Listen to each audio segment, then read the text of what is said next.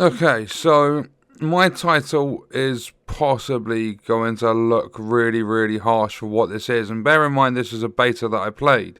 But some of you on the channel will know how much I love my simulators, and Toy Tinker Simulator is not it. It has a lot of good reviews, the game does work, like from the beta at least. However, I feel this is going to be maybe like a £12 or £15 game, and I just don't think it's worth it for what you get.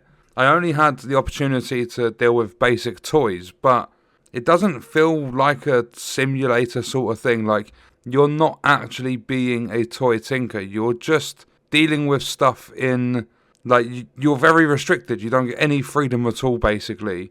And there are a lot of things actually missing in terms of when you have a toy and you need to unscrew a certain part to take it off the toy so that you can separate the pieces and clean them all and varnish them all up and stuff. When you actually finish like restoring that part of the toy, you just simply click and it puts it back on. You don't have to screw it back in or anything like that. So there are some mechanics that are missing.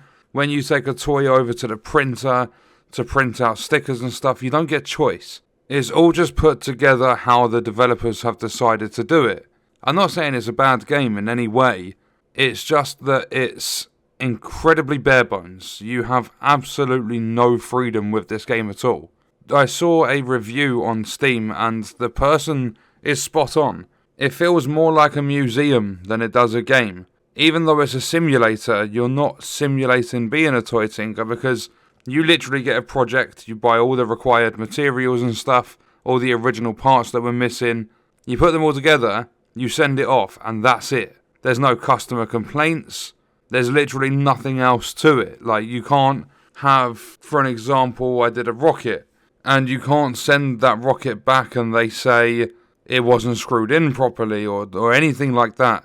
You simply just accept the task. It's all just click and sometimes you hold and move. So basically you put a toy on your workbench and then you click to zoom in and then you click like a wheel of a car and then you simply just hold down your mouse and pull your mouse back and it's going to take the wheel off. Also, when you are cleaning things at the sink or when you're varnishing, you simply just hold down your left mouse button and just move a tiny bit.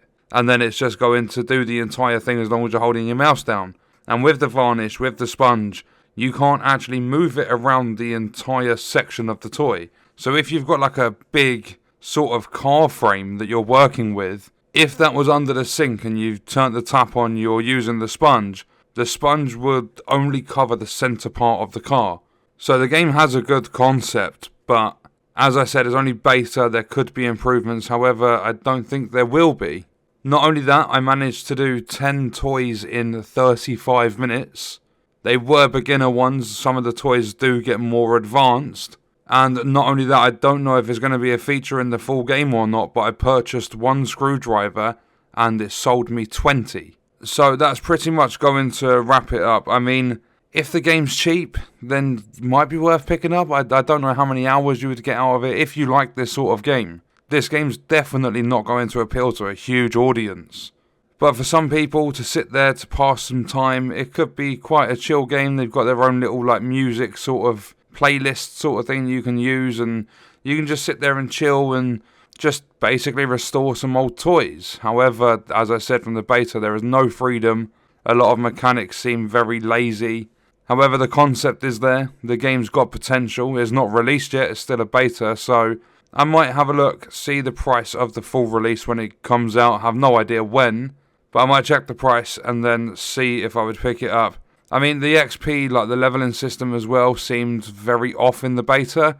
You basically do a toy, it comes, like when you hand it back to the person, like complete the project, you're going to get like 180 XP or something, and it didn't even give you the opportunity to unlock the second tier. So it'd go like beginner, normal, advanced, expert or something in terms of the difficulty of doing the toys and restoring them. And it didn't even give you enough XP in this beta to hit level 3 and do the second tier. You were stuck with the basic ones. And I think after I hit level 1, I had one more toy to do. So it took 9 toys to hit level 1.